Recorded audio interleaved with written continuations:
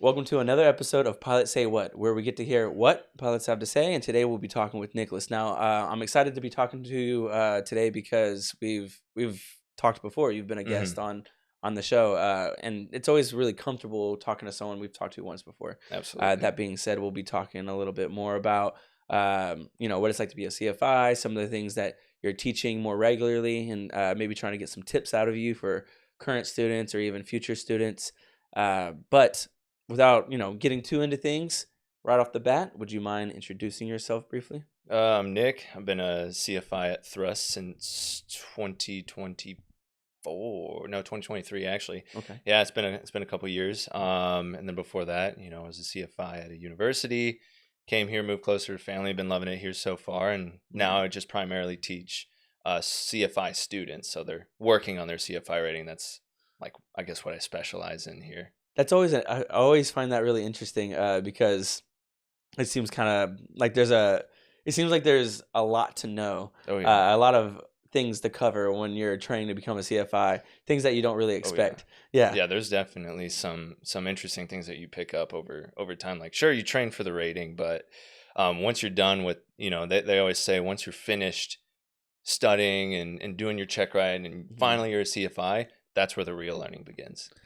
Wow, that's interesting. I'm like, what is it that changes so much at that point? So, going in, you're as an instructor teaching CFI, I try to get them ready for, you might see this with a new student, especially private students. You never know what's going to happen because they're so new and then you're so new. So you're learning what to look out for. Maybe after you get a few students, you might see certain similar tendencies that a student may have with, a past student of yours and be like, oh, I had a student that was flaring too high or rounding out too high coming in for landing, and I fixed it by doing this. And so you get knowledge of not only teaching, but you just start understanding like the airspace system better because you're constantly in it, 4 flights a day versus, a flight, maybe 5 times a week, totally different. Now you've just significantly increase the amount of time that you're in the air in the plane, and so you just learn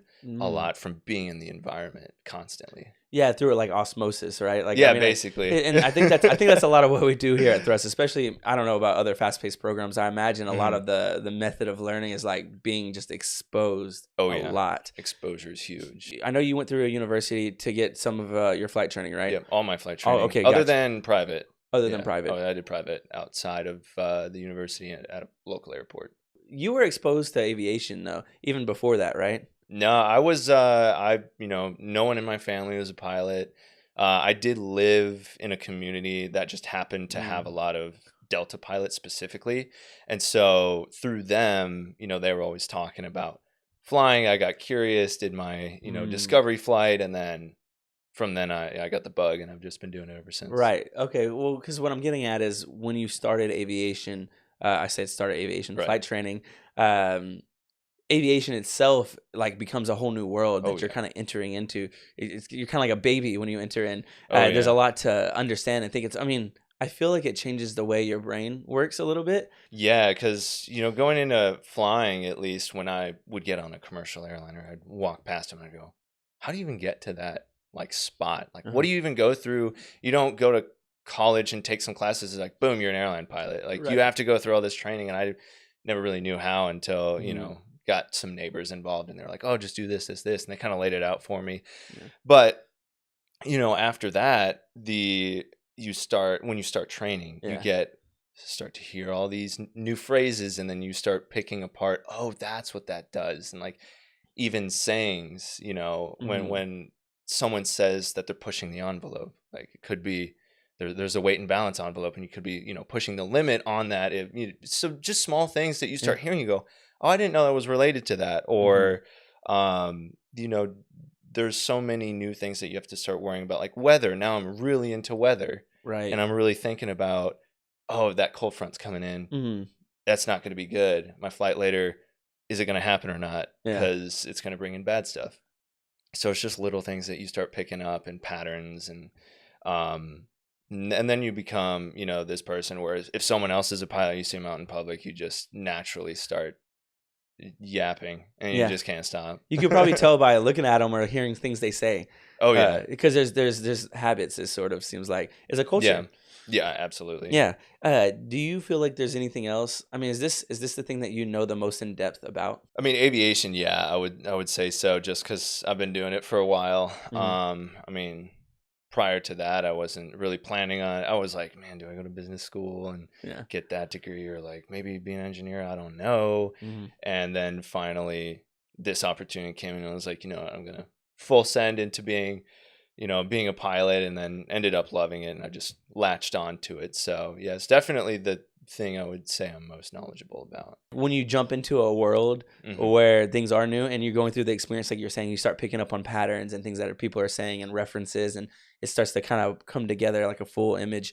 If you haven't experienced that before, you don't know to expect it. Mm. I'm curious about like some of the difficulty in adapting. Did you feel like it was difficult to adapt to the world of aviation? There was definitely a little bit of time that I had to take, and it slowly starts off because you don't know what you don't know. And so sure, you can go in and you start reading through the ACS, the certification standards, and then you can know what you need to know for the check ride. Right. But then there's also, it doesn't specifically specify all these things, but you have to go and do your own research. And once you start doing your own research and you go, oh man, I'm weak on this topic, you dive into that, and then you Mhm. go, oh my gosh, I didn't even know this small subject that I was missing Yeah.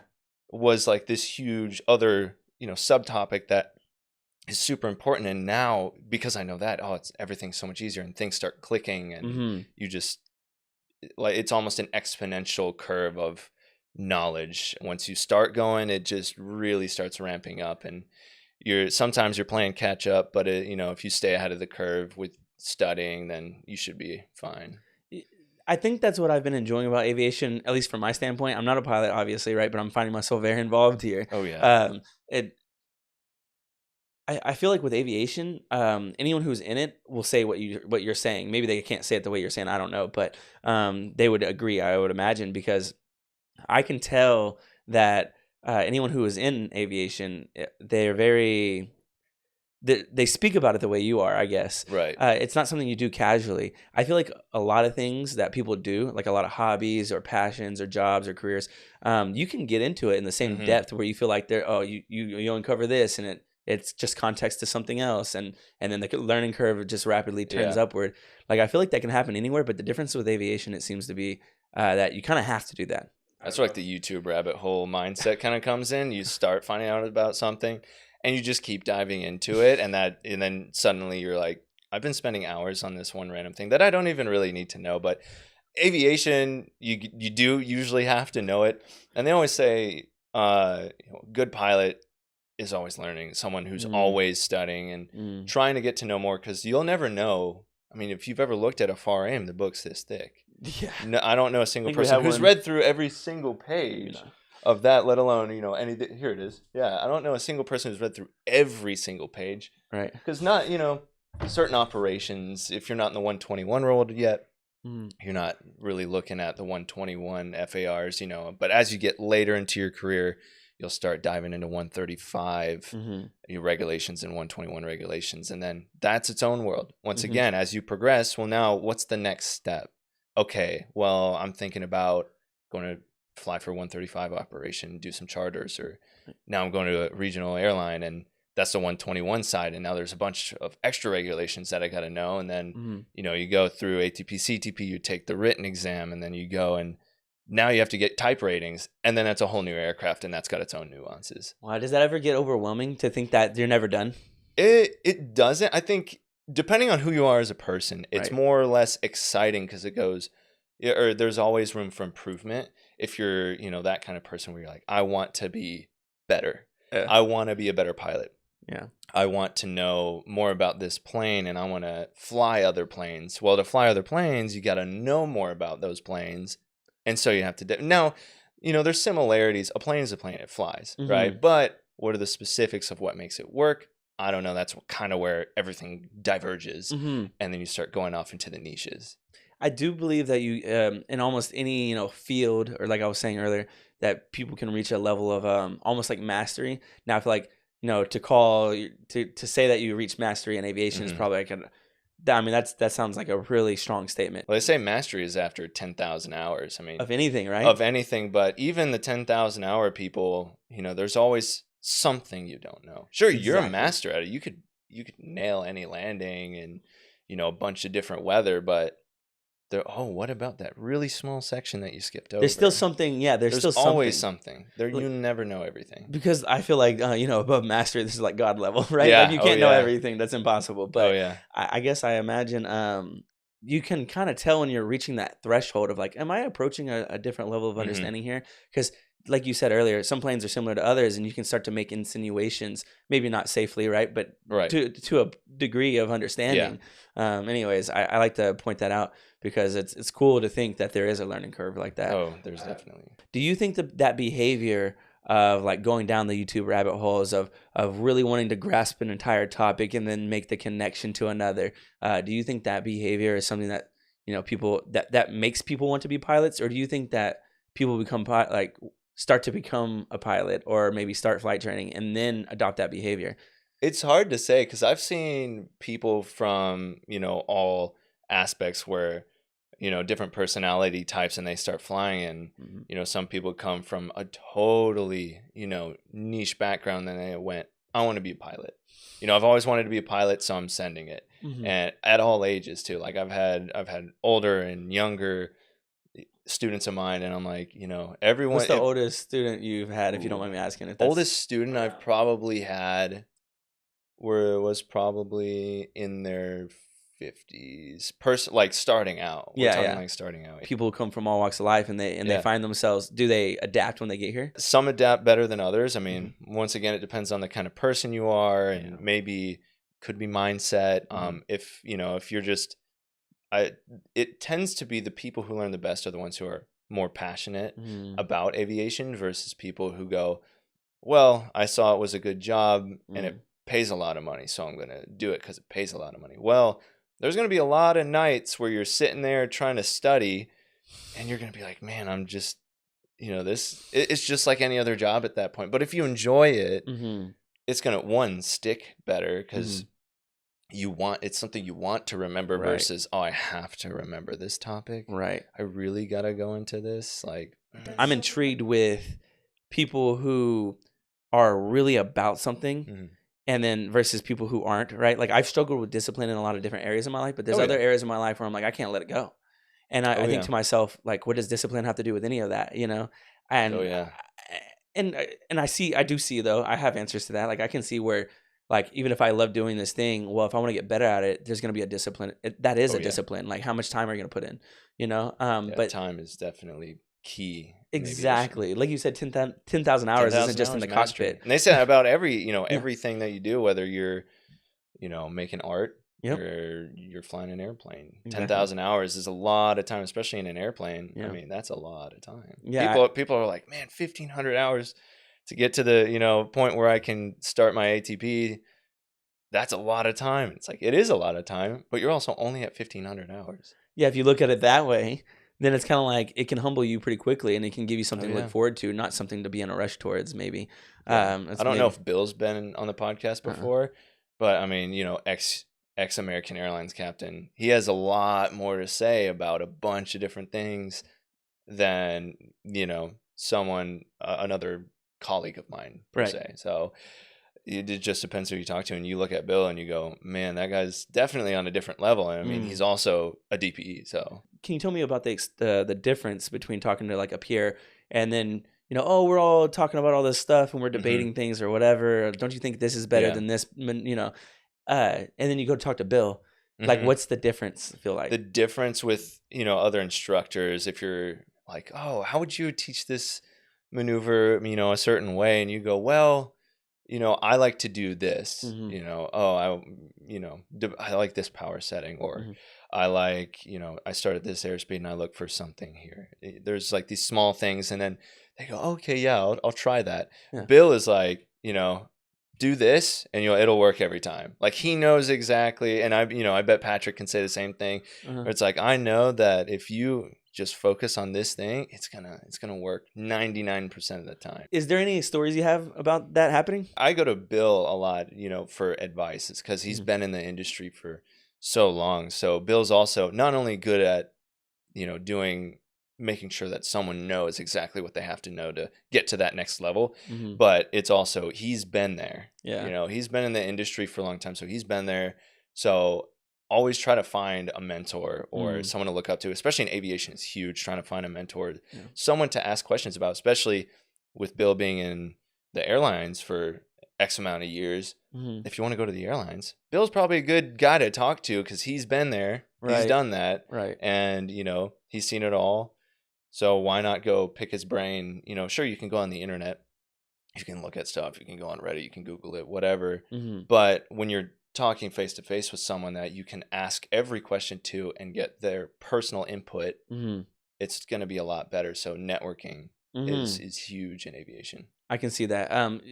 We touched on a handful of things there. Mhm. That was fun. We kind of went down the rabbit hole. Yeah, right, right. Let me ask you a few questions here to give our listeners on streaming platforms, our viewers on YouTube, Mm. a little bit of something a little tangible here. I want to ask them I want to ask you what kind of students or ratings do you primarily work with? Recently I've been seeing mostly CFIs, and I do a lot of commercial pilot retrains or refresher flights for people, Hmm. or CFII.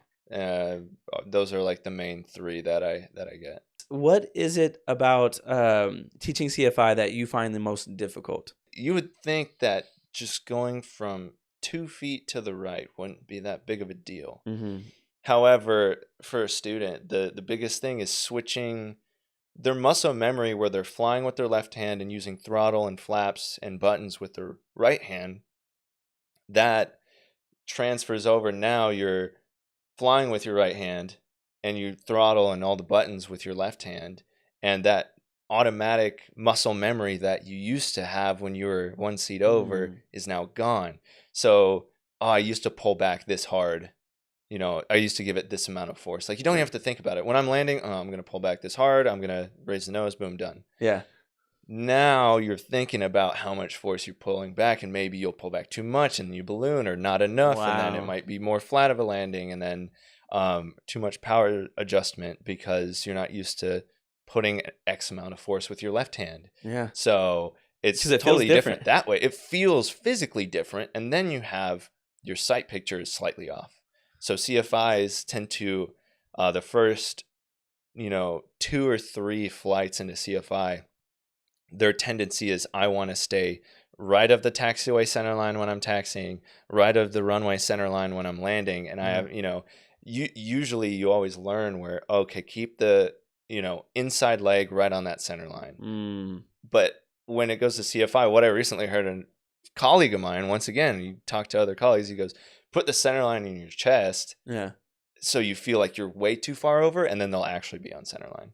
So it's just like Okay. that sight picture really screws with people. And then especially in the maneuver, if you're doing steep turns, they climb and descend a lot because they Yeah. feel like they're sinking into their seat a lot on that right turn, or Oh, because they they don't feel have like the wall next to them or the they're door? just not used to Yeah. that weird sight picture of when I'm turning left, instead of sinking into the seat Uh-huh. almost, you're like going above the person to your left. Yeah, used to being So above now they and there's so much feel like space over they're there. their nose high, Okay. which causes them to push forward, and Mm. so they start descending, and then they go into the right. Mhm.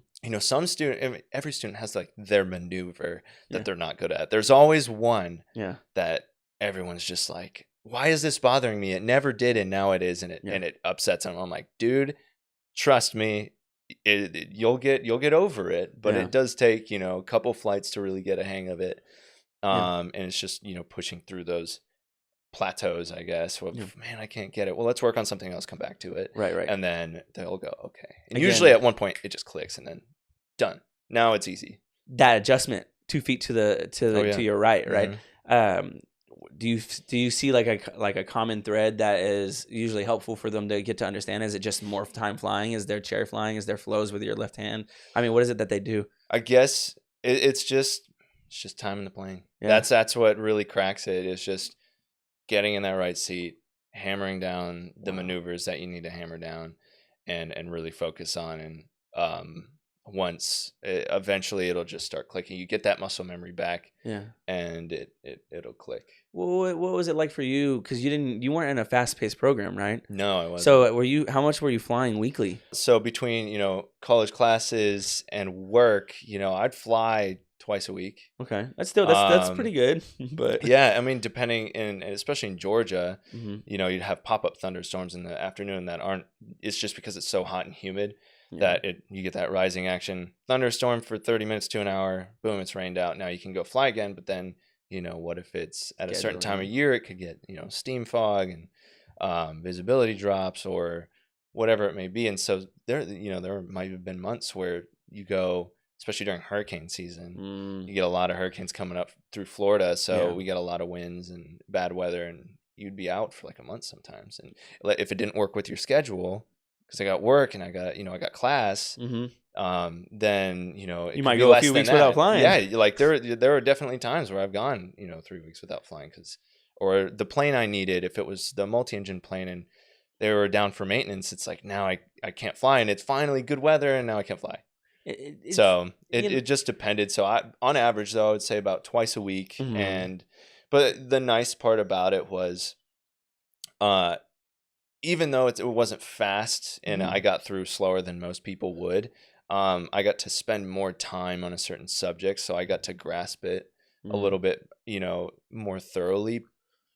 Potentially, I mean, everyone's different. If you put the work learning. into doing if you put in so. the work, yeah. If I've had students when I was there where they just put in no work, and it seems like every time we went to fly, it was almost like a reset of the last lesson. You kind of painted a picture that you just spent time on the topic and the subject enough to not feel absent from it by the time you got back to the plane. Although that doesn't always cure the fact that you need more time in the plane. Exactly. I'm just saying you took the opportunity to still grow there. Yeah, it was more of like a self-motivated thing where it's like, I just got to keep going because there's so many students, there that, and there wasn't as many instructors. It's like one instructor will have, I think at one point, one of my colleagues had like 14 or 15 students. Wow. And, in a certain period of time, it's like, man, it's hard to get them all through. Yeah. And we didn't have examining authority, so we had to wait on DPEs all the time. So that could be 3 weeks out every single time you send a student to a check ride. Well, then by the time they get there, they're rusty, and then you got to go refresh your flight with them. And that seems to be a common thing I hear. Yeah.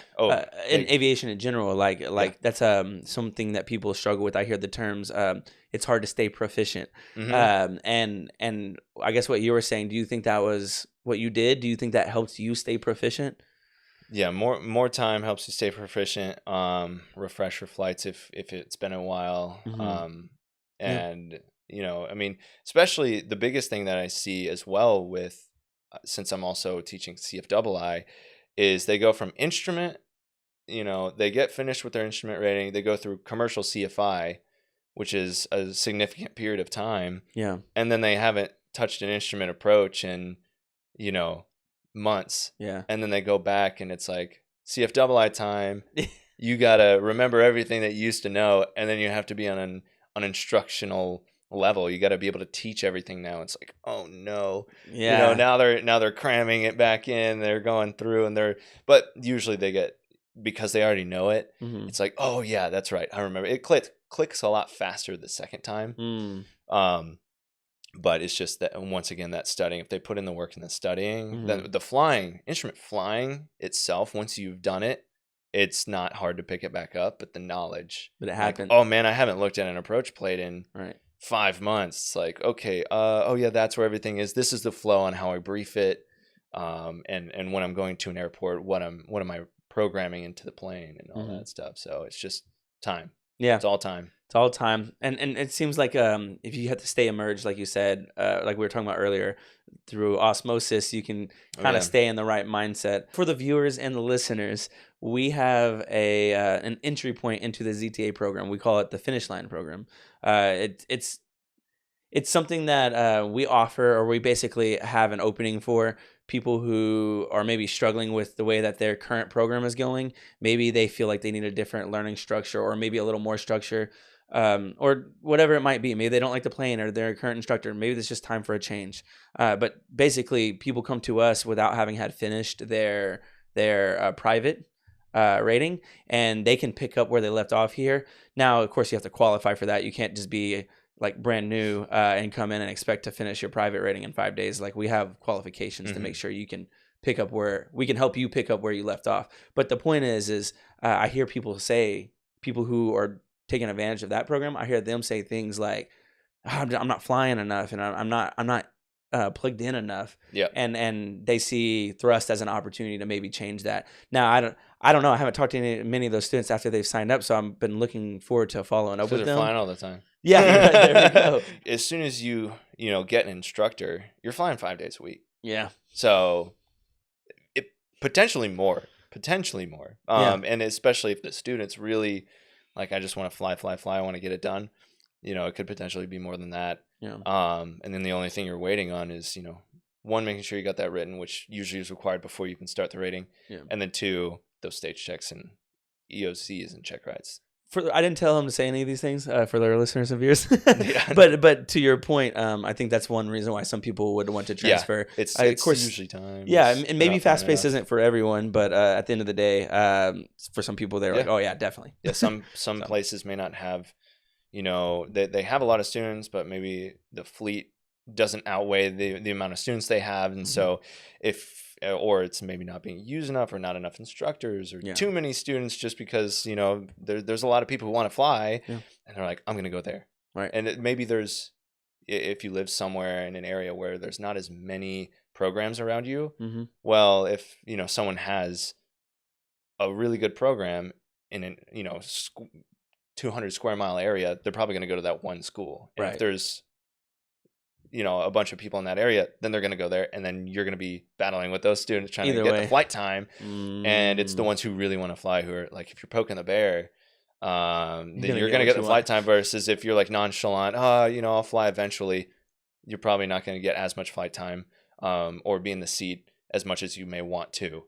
So being plugged in, not only at the school, especially with thrust, at least, it's being plugged in not only with your instructor, making sure y'all are on the same level, fellow students, maybe asking questions if someone's slightly farther ahead in a rating than you, trying to stay ahead of the ball. And then, if let's say you have all your ratings and you're like, oh, well, I'm just instructing, how do I improve? It's like, go to find a networking event, go meet people, talk to more people. There's always room for improvement anywhere in any walk of life, really. It doesn't. That's not even just an aviation thing. Yeah, let's just go talk to people, and like, if you see someone who's ahead of you, be like, how'd you do that? How'd you get there? What steps did you take?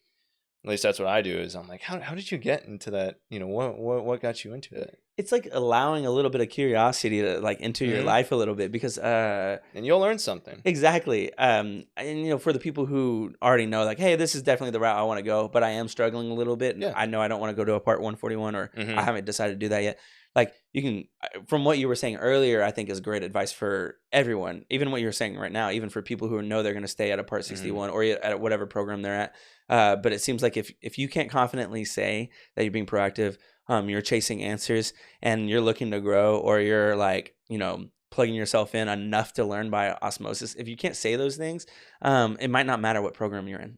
Yeah. At that point, if you're just like, well, maybe a change of mind will, the environment looks different, but if your habits stay the same, if you don't get out from flying, and you don't, if you really want to be ahead of the game, at least, spend 1 hour a day. Yeah. Everyone's screen time is like 8 hours a day. I know you can not doom scroll for an hour and then just like sit there. I'm going to practice this small section. Yeah. My goal is to read this section today, and that's it. Yeah. And you'll be significantly further along than if you just didn't do that. Exactly. Or if you cram, you're not constantly having this small trickle of information. It's everything all at once. Yeah. And then it's not like going through high school or something where it's like, all right, I learned all this stuff this year, dump it out, throw it out the window, new stuff. Yeah. Right.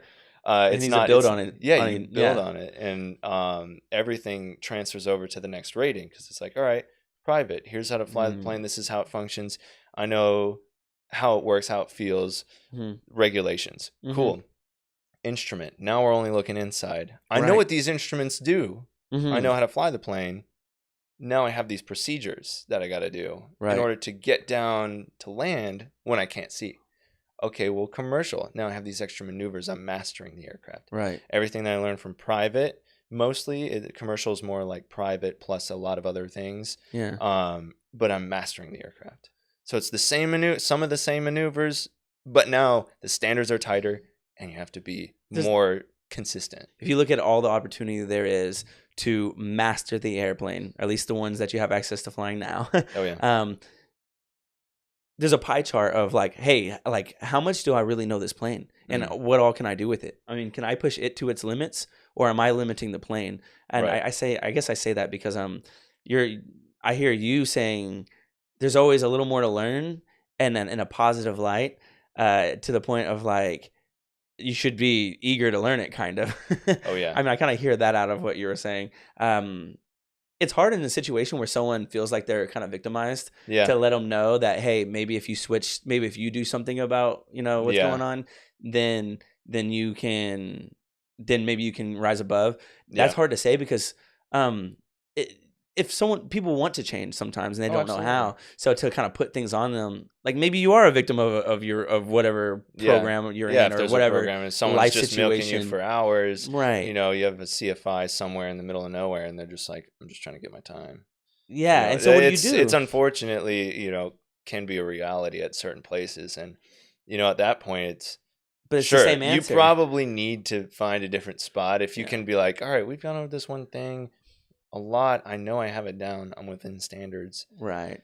And they're just like, no, let's just we're going to fly, 50 nautical miles plus away to do landings because they want that cross country time. It's like, not really necessary. Yeah. Unless it's a cross country lesson, then you go cross country, right? Exactly. So, I mean, if at that moment, you should probably switch to a different, program, different airport, whatever, find a new instructor at the same program that you're at.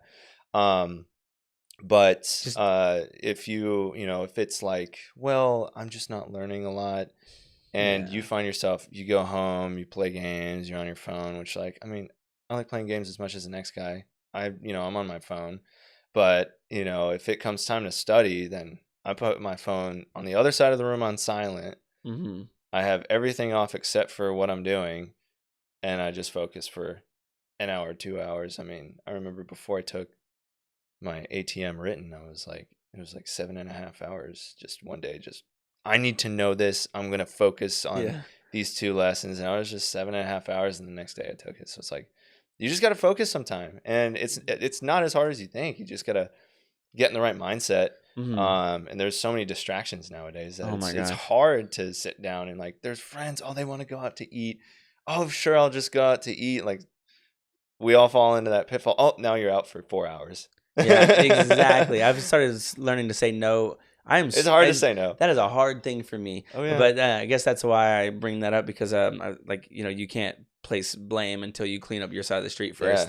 Yeah. We all have things that we personally have to work on. We all know our shortcomings. It's just whether or not you're honest with yourself about it. Like, exactly. I gotta, I gotta sit down. Yeah. And this is important. I need to study. I need to work on this. And, if you do that, plus, find the right spot for you, especially if it's aviation, finding the right flight school that suits you and like your learning style, then you're gonna be great. One of our CFIs that was a guest on the show was talking about how the school he went to, it worked well for him because he got to be it was more hands off, and he was just kind of like a good solo learner.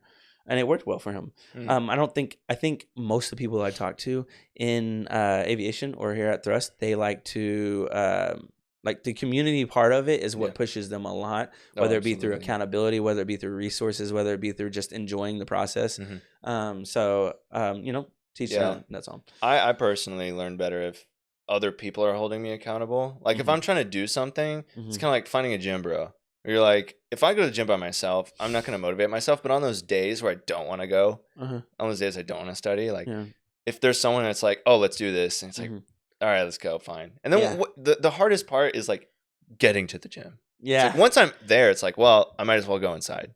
Yeah. So I saw this, what was it? It was like some other podcast. They were like, I always told myself, I'm just going to go to the gym. I'm not going to force myself inside. Yeah. But every time I find myself there, it's like, well, I might as well just go inside. Exactly. If you just go to the airport, it's like, I don't really want to study. I'm just going to go to the coffee shop. All right, well, with my backpack. And it's like, all right, fine. I'll just sit down. I'll go over this thing. But then you just continue. Just go through the process because you initiated the process. Once you're in that flow state, then it's like you're sitting there for hours and you're like, oh, I didn't even realize I was here for that long. It's fantastic. So yeah, that's just how I personally work.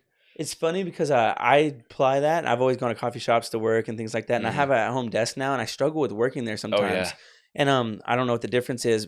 There's just some habits I have to build leading up to it. Like you said, oh yeah, what can I do to kind of just get myself started without committing, and then seeing if I start. I've gotten better at that. But yeah, that's hard for me too. I had like two monitors, and then I had my laptop in front of me with my written exam, program on there, and then I just have to turn off the monitors, like nothing on the screen at all. Yeah, and then it's just dark. The only thing I have in my windows open, no music. I mean, I can study with music, but I've gotten to the point where I'll make sure there's no direct light hitting my lights, but I'll make sure there's ambient light. I'll put a hood on and a headphones over it. I'll tie my hoodie on if that's what it takes. Like I'm like trying to like lock in. I mean, it doesn't always work, but I knew a guy who went to a university. He literally had basically foggles for aviation, except it was like reversed. Yeah. So, or no, it was literally foggles, but he taped them on, so it was just black here, and he would study. He wasn't in aviation. Yeah. He just found foggles and he taped them so that it was just dark everywhere but the little squares at the bottom. Crazy. And then that's how he studied. And he wore headphones and a hood, and he made sure he was facing a wall. There was just a desk at a wall because he knew himself that he was so distracted by anything that he had to just block everything out. Yeah. And that's the thing. You got to realize what you're not good at when it comes to studying. And if you nail that down, especially in aviation, because like sometimes it's not the most interesting read. It's so technical too. It can be really technical. But if you're just going through regulations and you're trying to remember, if you're just going through, you're just like, all right, I'm going to read this. All right, well, here's the components of the ILS, and it functions on this wavelength with this degree. Some of it you have to know, and some of it's just like, you have to remember it, but you're just like, oh man, this is so dry. And like, that's why you gotta really care about the bigger that's picture. When the passionate, all right, I know I'm passionate about it, I just need to get through this. Yeah. Because the light, lights at the end of the tunnel, it's right there.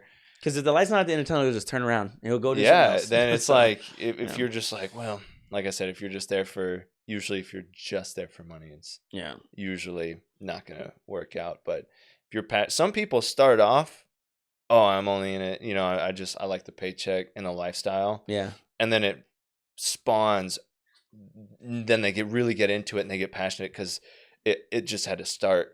So it does work sometimes. Like you said, you can come in and it can change you a little bit. There's so many different people. It's like, it just depends on what kind of person you are and, if it clicks with you or not. And that's why discovery flights are huge, is because if it clicks right there immediately, boom, you're set. I hear people say that all the time. It can be really clear if you go through a discovery flight sometimes and feel like what you're talking about. Sometimes people get nauseous and they're like, ooh, I don't like that. I don't think I'm going to do well. Yeah.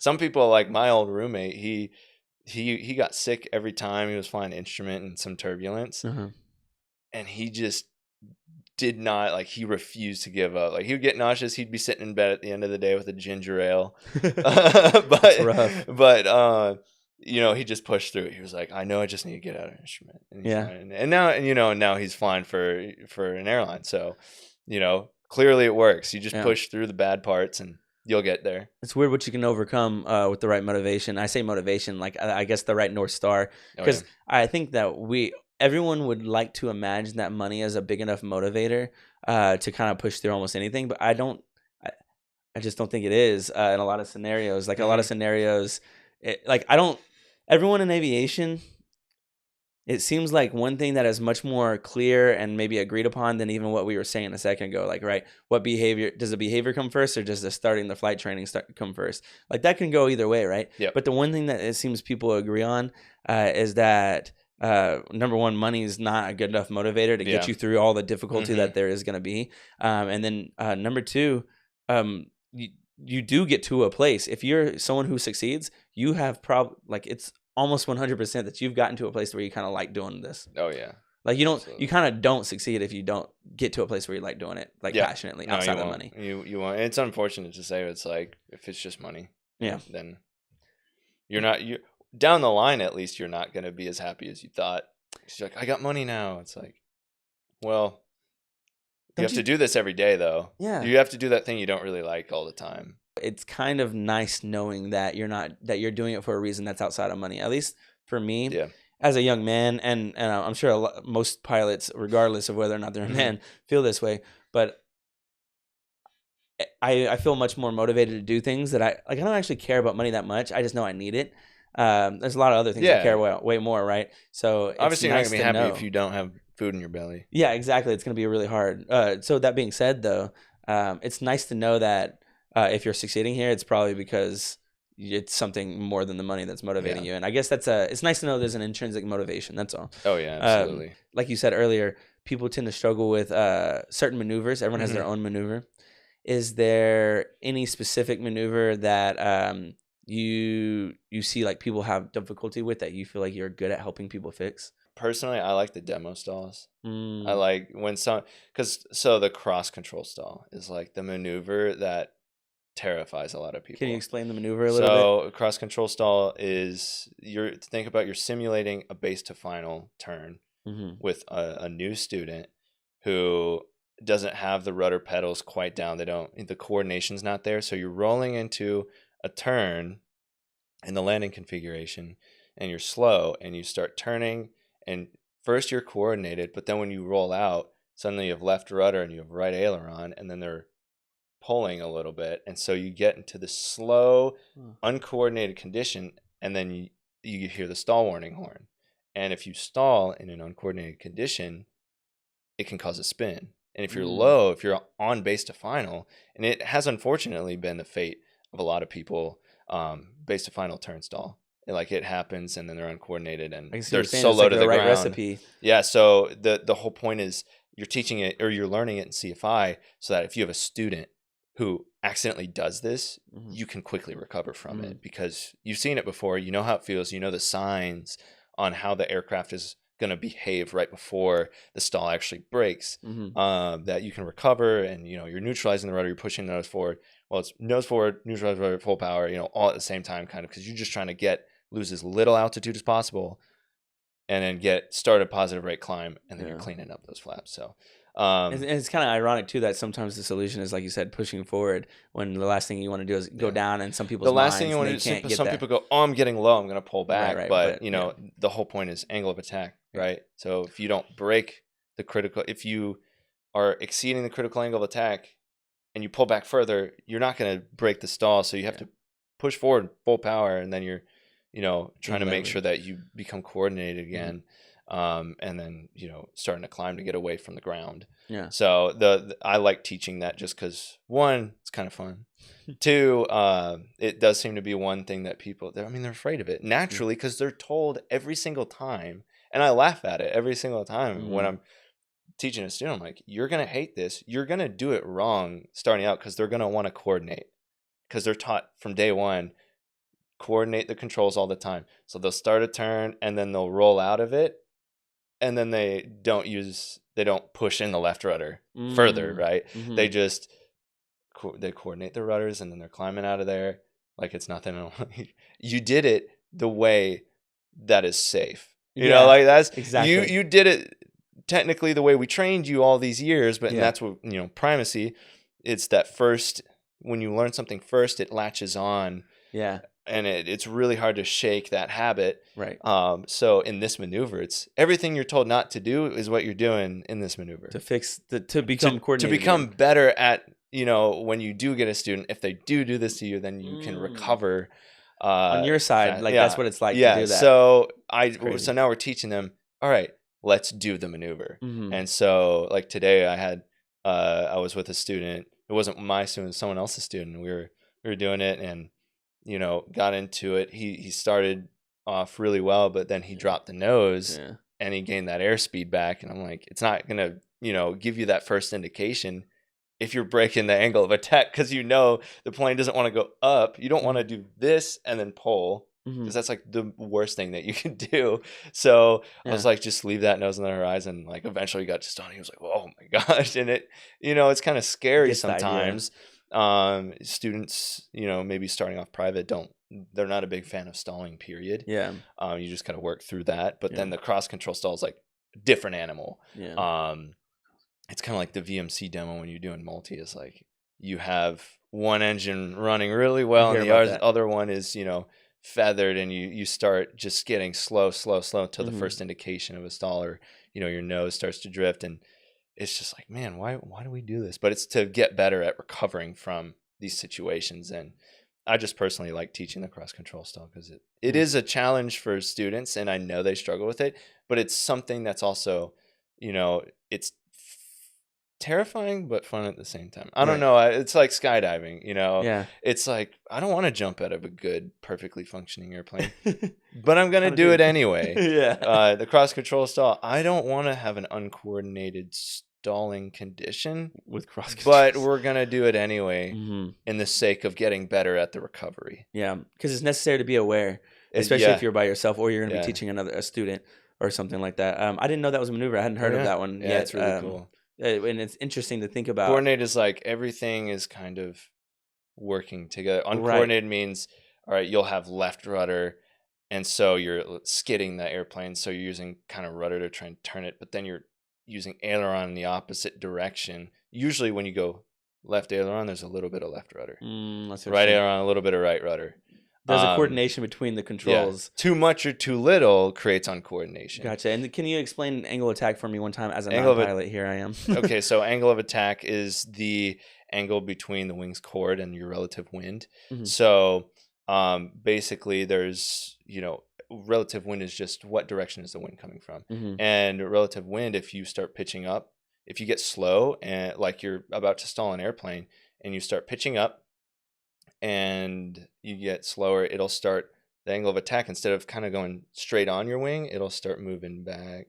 And now you're think of a boat going through the water. Like when you first put full power in a boat, it kind of plows through the water like this. That's kind of what you're doing when you're in slow flight. Yeah. And if you pull back a little bit further, there's a certain angle where the the laminar airflow over a wing starts to separate. Okay. And that's your stalled condition. You lose most, if not all, your lift, and it'll, the nose drops and you push forward and recover after that. So it's just what we call a stall. The definition of a stall is exceeding the critical angle of attack.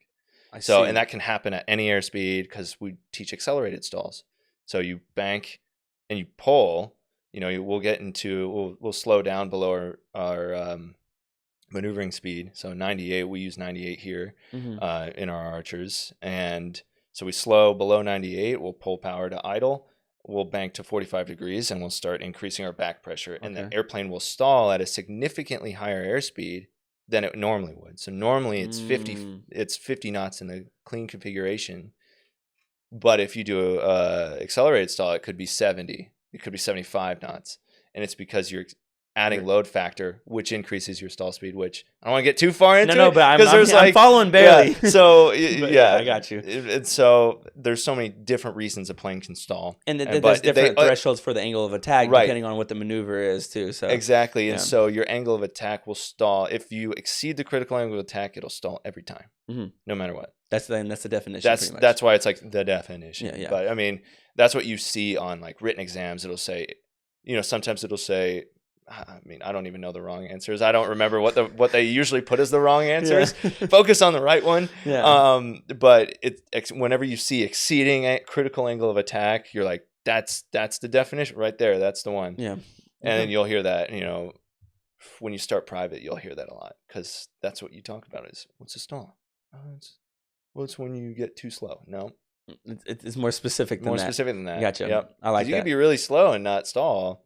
But when you exceed the critical angle of attack, then you stall. Gotcha. Okay. So that's just. I've been wanting to ask that. Well, I say I've been wanting to ask that. I haven't really needed to yet. But I'm like, well, I should probably know exactly what people mean when they say critical angle of attack when I'm talking to them now. Yeah. Because I follow along conceptually at most. But the wing chord line, relative wind, and whenever they create too high of an angle, airplane stalls, the laminar, so like wind flows smoothly over the surface. Exactly. And it'll start peeling off, and it'll cause a severe degradation of lift or complete loss of lift. Wow, I mean, it sounds scary when you put it like that, though. It's not that scary. Degradation. Yeah, especially with like in an Archer, Mhm. not a big deal. They're super stable aircraft, so if you stall it, if you just push forward a little bit, you break that stall. Usually, yeah. Yeah, as long as you're not full back pressure, like just neutralize your controls, Mhm. and it'll naturally want to nose down because we have our center of gravity forward.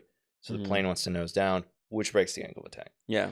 In an airline or, with like Oh, yeah. large It's not plane, both. it's a lot heavier, a lot different to maneuver, and it's Absolutely. a lot harder to get out of those situations. So, Well, but I'll these are look trainer forward to aircraft. having you back when you're yeah, no, we're in a training aircraft, but I'll be looking forward to having you back when once you get to another part of your career in Oh, yeah. aviation, because it'll be interesting to hear you talk about maybe the difference there, Oh, yeah. what it feels like to be in one of those airliners.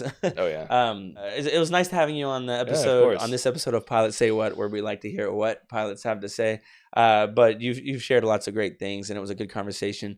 I hope that our listeners and our viewers got a lot out of this. If you guys are in flight training now, we'd love to have some input on some of the things we talked about in the comment section. It goes a long way, and I think a lot of other people learn a lot from it, even if you're just asking about like a general question that you haven't gotten to yet, or you're sharing experience that you relate to. But if you haven't started flight training, look up a flight school near you, give them a call, at least ask them some questions, maybe take a discovery flight. Like Nick was saying, it's really helpful to kind of get that feeling and really learn something about whether or not you want to do it. Absolutely. And if Thrust Flight is a school that's near you, then call us. If we're not near you, but you still want to come here, call us. We have student housing and things like that. Specifically in Conroe, Texas, right outside of Houston, we are going to be having what we call Thrust Day on July 21st. That's a Monday. Basically, this is the day where we welcome new students, and we also celebrate students that are moving along in their program. But the idea is this is a great day to come take a tour of the location. When you come in on Thrust Day, you'll see people everywhere. I mean, that location, I'm not sure how many people are there, but you'll get to meet students and CFIs, kind of see what the school's like, get to see the planes, and kind of see what Thrust is all about. So again, if you're anywhere near the Conroe location, Thrust Day is a great day to come take a tour if you want to check out our facility, our planes, and our instructors. Thank you guys for listening. If you're still listening, I'm assuming you like what we're doing. At least give us a like, comment, subscribe. Something like that really helps out. And we'll see you guys next time on the next episode of Pilot Say What.